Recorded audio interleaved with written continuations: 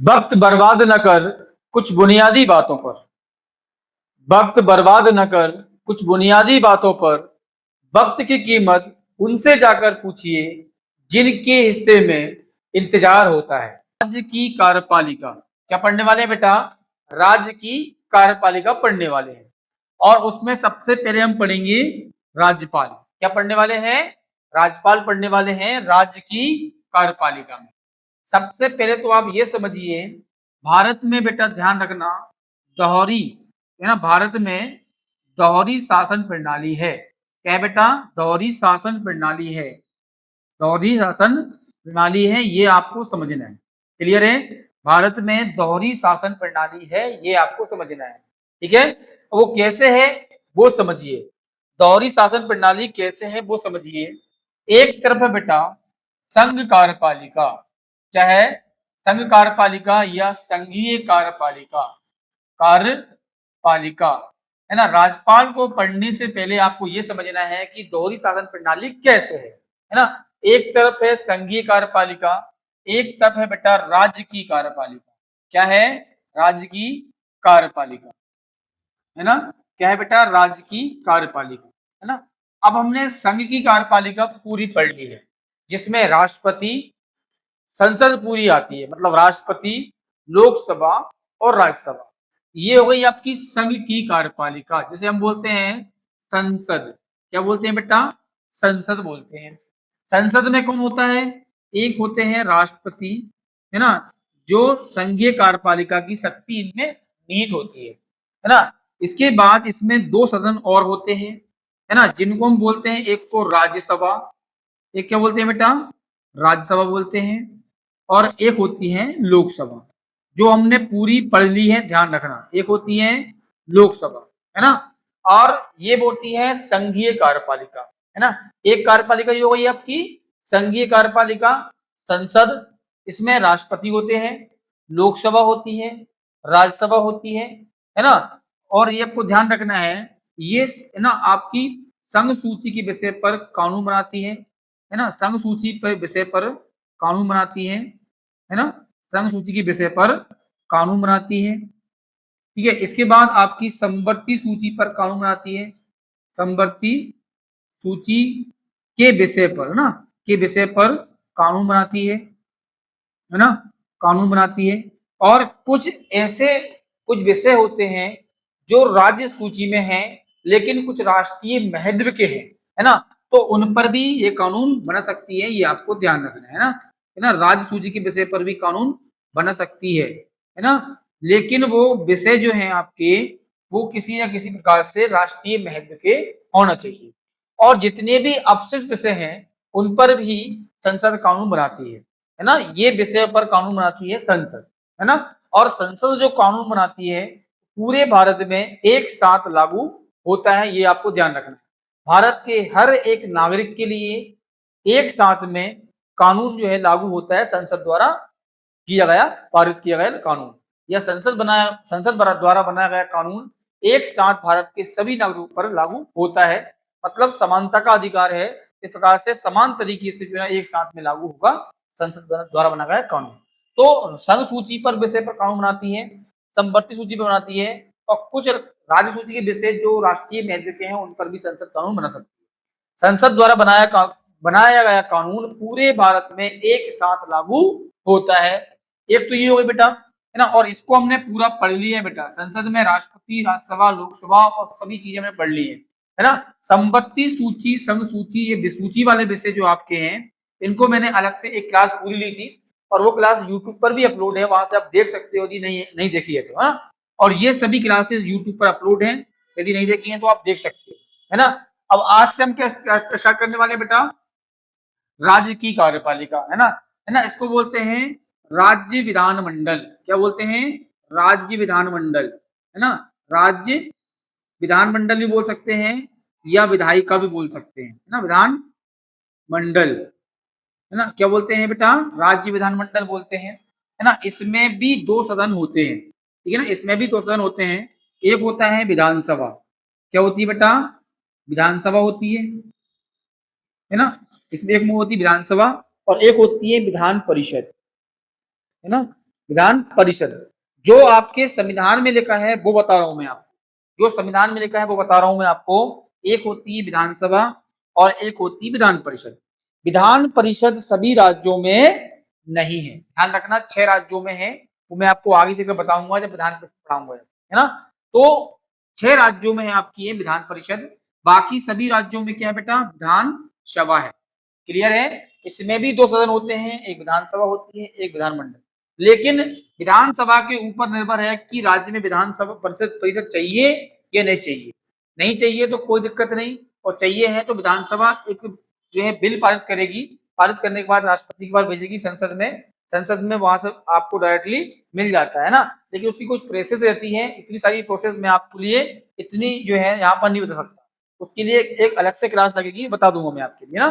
तो ये आपके 2 सदन होते हैं विधानमंडल में भी, विधानसभा और एक विधान परिषद।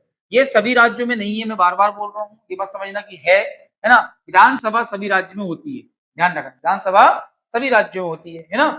और विधानसभा मेन होती है ना, किसी भी राज्य में विधानसभा मेन होती है, विधान परिषद सभी राज्यों में नहीं है। तो सदन होते हैं, ध्यान रखना आपको, है ना। इसमें बेटा ध्यान रखना, जिस प्रकार से है ना ये आपके संसद में जो आपकी है राष्ट्रपति होते हैं, उसी प्रकार से यहाँ पर जो आपके होते हैं राज्यपाल, है ना, क्या होते हैं बेटा, राज्यपाल होते हैं, ये आपको ध्यान रखना है, ठीक है ना, ये आपको ध्यान रखना है बेटा, है ना। ठीक उसी प्रकार से यहाँ पर राष्ट्रपति होते हैं, वहां पर होते हैं राज्यपाल, ये आपको ध्यान रखना है। क्लियर है, ये आपको ध्यान रखना है। यहाँ पर क्या होते हैं बेटा, यहाँ पर होते हैं राज्यपाल। कौन होते हैं बेटा, राज्यपाल होते हैं, ये आपको ध्यान रखना है, ठीक है ना। ठीक उसी प्रकार से राज्यपाल होते हैं। क्लियर है, राज्यपाल। अब कोई भी जिस सदन में 2 सदन है, विधानसभा है और विधान परिषद है, और राज्यपाल तो होते ही होते हैं। जब भी कानून बनता है तो सदन आपका यहाँ हो चाहे आपका यहाँ, कोई विधेयक यहाँ से पारित होके यहाँ जाएगा, यहाँ पारित हो जाएगा तो ये कहाँ जाएगा, राज्यपाल के पास जाएगा, फिर राज्यपाल की सहमति से कानून बनता है। संसद में जो प्रक्रिया है ठीक उसी प्रकार से प्रक्रिया राज्य विधान मंडल में है, ये आपको ध्यान रखना है, ठीक है। यदि कोई विधेयक विधान परिषद में है और वो जाएगा आपका विधानसभा में, यहाँ पास होने के बाद कहाँ जाएगा, राष्ट्रपति के पास जाएगा, सॉरी राज्यपाल के पास जाएगा, राज्यपाल की सहमति के बाद वो कानून बन जाता है, ठीक है। और जिसमें विधान परिषद नहीं है, जिस राज्य में विधान परिषद नहीं है, उसमें ओनली क्या है बेटा, विधानसभा है। तो कोई भी विधेयक विधानसभा में पारित होगा और फिर डायरेक्टली राज्यपाल के पास जाएगा, और राज्यपाल उस पर हस्ताक्षर करने के बाद, सहमति देने के बाद वो कानून बन जाता है। जिसमें 2 सदन है उन दोनों में पारित होगा, है ना, इसको धन विधेयक को छोड़कर। यहाँ पर प्रोसेस जहाँ थी ना आपकी केंद्र में, जो मैंने पढ़ाई है आपको, वही प्रोसेस आपकी यहाँ पर है। धन विधेयक को छोड़कर सभी विधेयक जो है ना दोनों में पारित होते हैं, दोनों में सदन है तो किसी राज्य में, और उसमें नहीं है वो तो डायरेक्ट कहाँ आएगा अपना, ओनली विधानसभा में ही पारित होगा और राज्यपाल के पास चला जाएगा।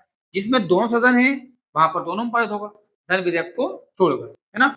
ये कानून बनाती है बेटा राज्य सूची पर, इसलिए बेटा राज्य सूची के विषय पर कानून बनाती है, राज्य सूची के विषय पर कानून बनाती है, ठीक है ना।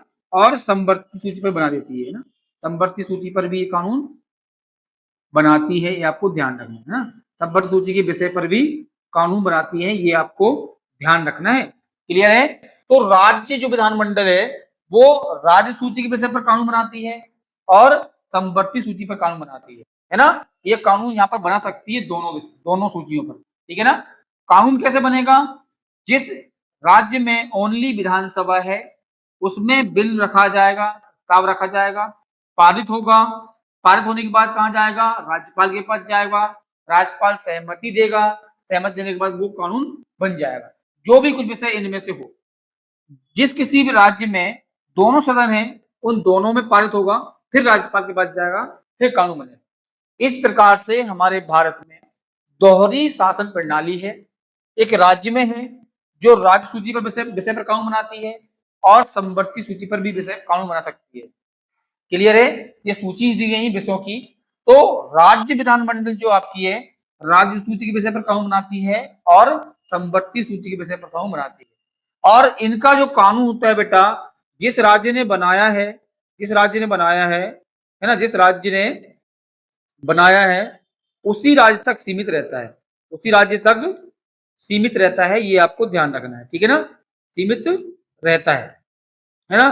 जिस विषय पर जो भी राज्य बनाएगा, हमारे भारत में 28 राज्य हैं, है ना, उन सभी राज्यों के पास ये सूची है आपकी, इन पर सूची पर कानून बना सकता है वो।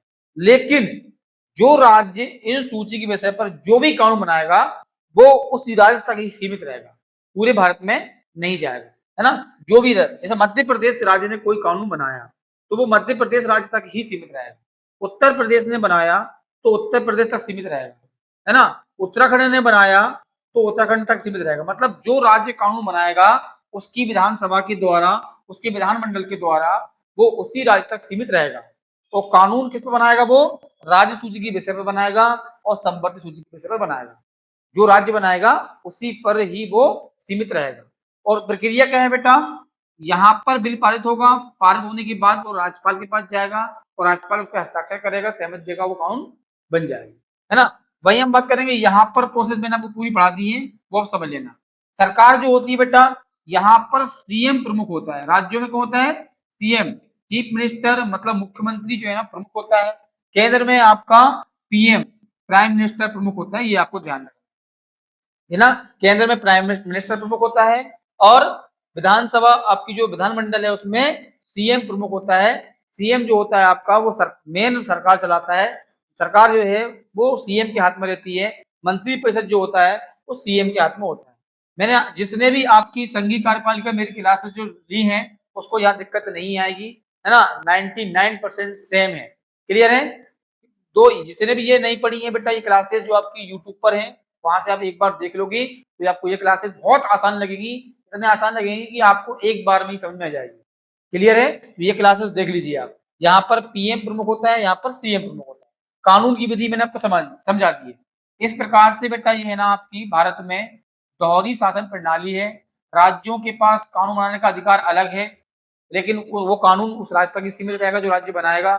केंद्र के पास कानून जो है अलग है और वो पूरे भारत में लागू होता है।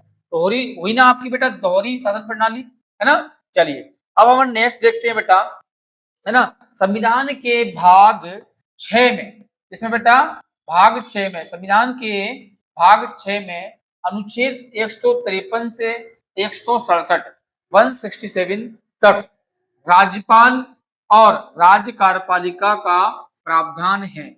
इसमें बेटा संविधान में, है ना। संविधान में भाग 6 में अनुच्छेद 153 से लेकर 167 तक, है ना। ध्यान रखना बेटा, राज्यपाल और राज्य कार्यपालिका का प्रावधान है, ये आपको ध्यान रखना है, ठीक है। और राज्यपाल संवैधानिक प्रमुख होता है, ये आपको ध्यान रखना है। राज्यपाल जो होता है बेटा वो संवैधानिक प्रमुख होता है। कौन होता है? संवैधानिक प्रमुख होता है राज्यपाल।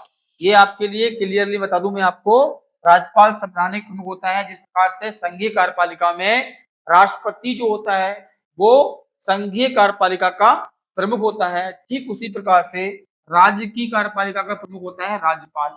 ये आपको ध्यान रखना है ना। और संविधान के भाग 6 में इनका वर्णन दिया है, इसका राज्य कार्यपालिका का अनुच्छेद 153 से 167 तक राज्यपाल और राज्य कार्यपालिका का प्रावधान है, ठीक है।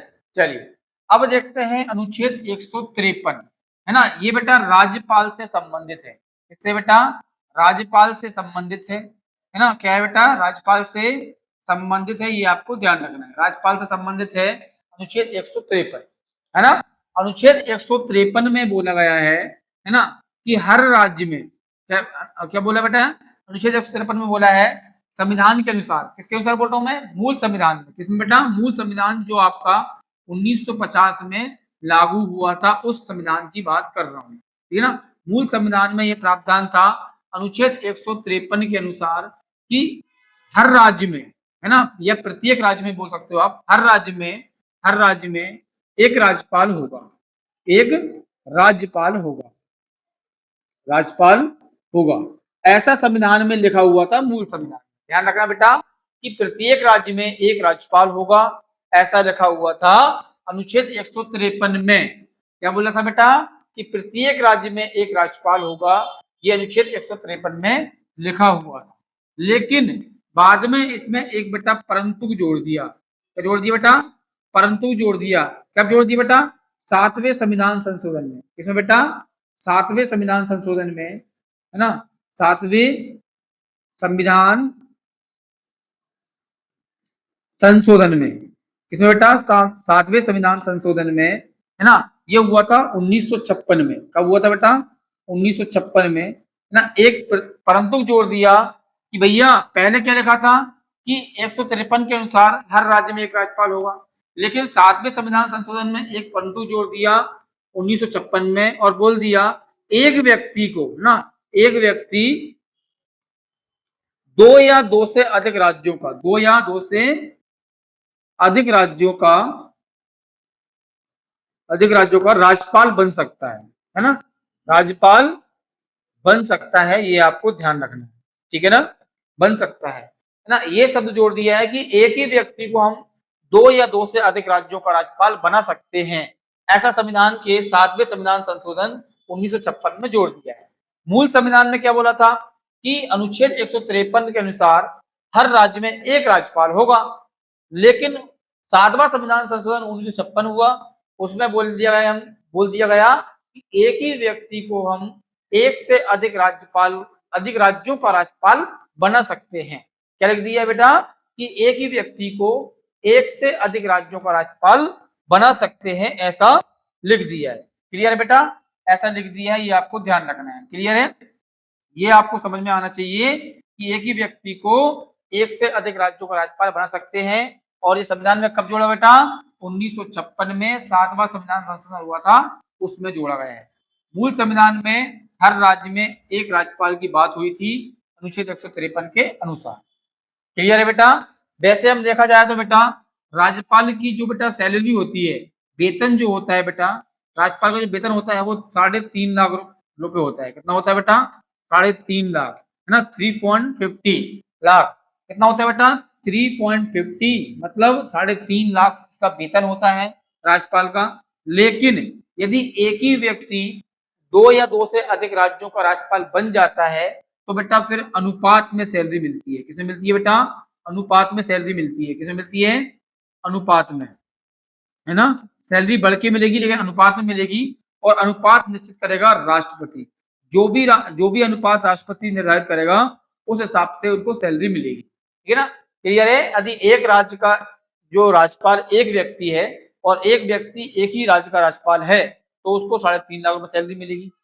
क्लियर है। और जो भी सुविधाएं बेटा मिलती हैं, जो भी सुविधाएं मिलती हैं, जैसे कि आपका घर मिलता है ना, आवास मिलता है, इसके बाद उसको ना फ्री मेडिकल मिलती है। क्या मिलती है बेटा, फ्री मेडिकल मिलती है ना, मेडिकल मिलती है ना, और आपको सिक्योरिटी मिलती है ना, सिक्योरिटी मिलती है। मतलब जो भी सुविधाएं आपकी एक नेता की होती हैं, है ना, पूरा गौरवपूर्ण आपकी सुविधाएं उनको पूरी मिलती हैं। Free medical checkup, free medical जो आपके रहते हैं, घर मिलता है आपका, टैक्स फ्री वेतन रहता है ना, टैक्स फ्री वेतन रहता है, ध्यान रखना है ना, टैक्स फ्री वेतन रहता है राज्यपाल का भी, है ना, कोई टैक्स नहीं लगेगा।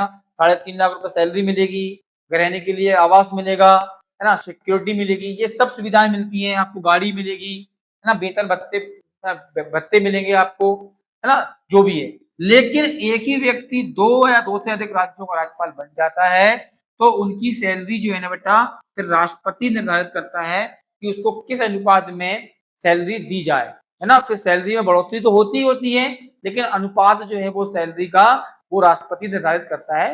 ये आपको ध्यान रखना है। मैंने आपको यहाँ पर क्यों बता दिया, क्योंकि मैं आपको सातवें संविधान संशोधन के तहत जो 1956 में जोड़ा गया था कि एक ही व्यक्ति को दो या दो से अधिक राज्यों का राज्यपाल बना सकते हैं, वो मैं आपको बता रहा हूँ।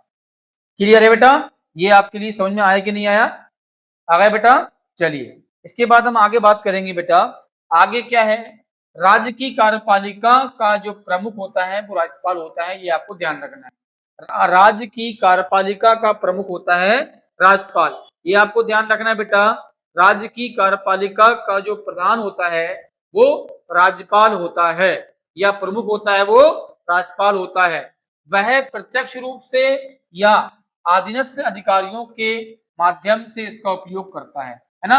वो या तो प्रत्यक्ष रूप से कर लेगा, है ना, जो आपातकाल की स्थिति होती है ना उस दौरान वो प्रत्यक्ष रूप से ही करता है ना। और वैसे जो है अधीनस्थ जो आपके अधिकारी होते हैं उनके माध्यम से, है ना, इसका उपयोग करता है। और यूं बोलूं तो मैं आपको राज्यपाल राज्य की कार्यपालिका का प्रधान होता है अनुच्छेद 154 के अनुसार, आर्टिकल 154 के अनुसार बोला गया है कि राज्यपाल राज्य की जो है कार्यपालिका का प्रधान होता है, लेकिन वास्तविक शक्ति जो है बेटा वो मुख्यमंत्री और मंत्री परिषद के पास होती है। मंत्री परिषद का प्रधान होता है मुख्यमंत्री। प्रधान कौन होता है बेटा? मुख्यमंत्री। हम ऐसा बोल सकते हैं, है ना, ऐसा बोल सकते हैं कि सीएम के पास होती है मेन वास्तविक शक्ति कार्यपालिका की।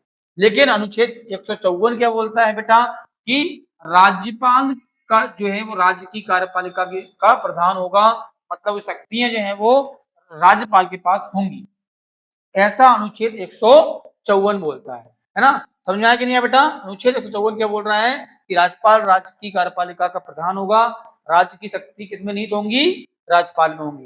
लेकिन वास्तविक जो आपकी शक्ति है बेटा वो सीएम के पास होती है। किसके पास होती है? सीएम के पास होती है। सीएम जैसा निर्धारित करता है वैसा हो जाता है, ये आपको ध्यान रखना है, ठीक है। चलिए इसके बाद हम देखेंगे बेटा अनुच्छेद 155। अनुच्छेद 155 में आपको ध्यान रखना है राज्यपाल की नियुक्ति के बारे में बताया है, ठीक है। अनुच्छेद 155 में राज्यपाल की नियुक्ति के बारे में बताया है। राज्यपाल की नियुक्ति करता है बेटा राष्ट्रपति। कौन करता है? राष्ट्रपति जो है बेटा वो राज्यपाल की नियुक्ति करता है, ये आपको ध्यान रखना है ना। और इनका जो पद होता है बेटा, इनका जो पद होता है वो प्रसाद पर्यंत होता है। क्या होता है बेटा? प्रसाद पर्यंत होता है। प्रसाद पर्यंत होता है ना। इसका मतलब ये होता है बेटा इस पद का कोई भी कार्यकाल नहीं है। जब तक राष्ट्रपति चाहेगा तब तक ये पद पर रहेगा। राष्ट्रपति बिना बताए इनको अपने पद से हटा सकते हैं, क्योंकि संविधान में राज्यपाल को हटाने की कोई विधि नहीं है, ठीक है ना। हटाने की कोई विधि नहीं है, ध्यान रखना। हटाने की कोई विधि नहीं है, कोई कानून नहीं है, ठीक है ना, ध्यान रखना आपको, है ना। प्रसाद पर्यंत जो है सब दिया था, लेकिन वास्तविक इनका कार्यकाल 5 साल का होता है। कितना होता है बेटा? कार्यकाल कितना होता है बेटा इनका? कार्यकाल होता है 5 साल का, है ना। कार्यकाल होता है 5 साल का, लेकिन ये 5 साल जो है ना वो पद पर रहेगा या नहीं रहेगा ये राष्ट्रपति के ऊपर निर्भर करता है, क्योंकि राष्ट्रपति इनको प्रसाद पर्यंत जो है आपका पद देता है ना। और जब चाहे राष्ट्रपति उनको पद से हटा सकता है, 5 साल से पहले भी हटा सकता है, वो 10 दिन बाद भी हटा सकता है, क्योंकि उनको पद दिया गया है प्रसाद पर्यंत, राष्ट्रपति के द्वारा दिया गया है। क्लियर है? ये आपको समझना है कि राष्ट्रपति के द्वारा उनकी नियुक्ति की जाती है राज्यपाल की, अनुच्छेद 155 के अनुसार, है ना। अनुच्छेद 155 के अनुसार राज्यपाल की नियुक्ति राष्ट्रपति के द्वारा की जाती है, और इनका जो पद होता है वो प्रसाद पर्यंत होता है। प्रसाद पर्यंत का मतलब होता है कि जब तक राष्ट्रपति के मन में है तब तक वो पद पर रहेगा। राष्ट्रपति के मन में थोड़ी सी भी गड़बड़ी हुई तो वो पद से हटा देगा, है ना। लेकिन वास्तविक इनका कार्यकाल जो है ना 5 साल का माना जाता है, लेकिन राष्ट्रपति के ऊपर निर्भर करता है कि वो 5 साल तक कार्यकाल पूरा करे या ना करे, है ना। यदि करेगा तो 5 साल, ऐसा नहीं है कि राष्ट्रपति चाहे 10 साल रख देगा, ऐसा नहीं है। 5 साल तक ही कार्यकाल इनका रहेगा, 5 साल तक ही कार्यकाल रहेगा, 5 साल से ज्यादा नहीं होगा। क्लियर है? लेकिन राष्ट्रपति ने इनको पद कैसे दिया बेटा? प्रसाद पर्यंत दिया है, तो राष्ट्रपति 5 साल से पहले कभी भी इनको हटा सकता है। मतलब कोई प्रक्रिया नहीं है कि इनको हटाने की संविधान में कि कैसे हटाया जाएगा, है ना। जब भी पद की नियुक्ति होती है बेटा तो उच्च न्यायालय, ध्यान रखना, उच्च न्यायालय बोल दें या हाई कोर्ट बोल दो, हाई कोर्ट या उच्च न्यायालय के मुख्य न्यायाधीश के सामने, किसके द्वारा? मुख्य न्यायाधीश के सामने शपथ लेते हैं ये, है ना। क्या लेते हैं बेटा?